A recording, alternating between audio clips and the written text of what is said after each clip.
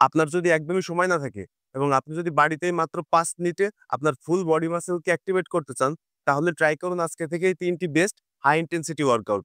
যা আপনার full body মাসলকে activate করবে এবং আপনাকে সুস্থ রাখতে অনেক বেশি সহায়তা করবে। প্রতিটি ওয়ার্কআউট করবেন ৩০ সেকেন্ড করে ২ সেট। তাহলে চলুন শুরু করা যাক। ১ম এ যে ব্যায়ামটি করবেন বারপি।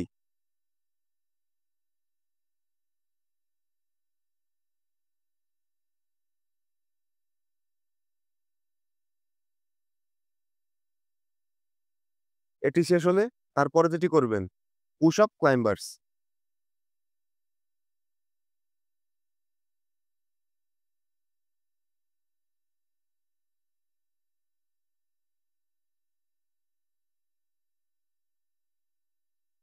এবং ৩ নাম্বারে যেটি করবেন সেটি হলো আপ ডাউন প্লাঙ্ক।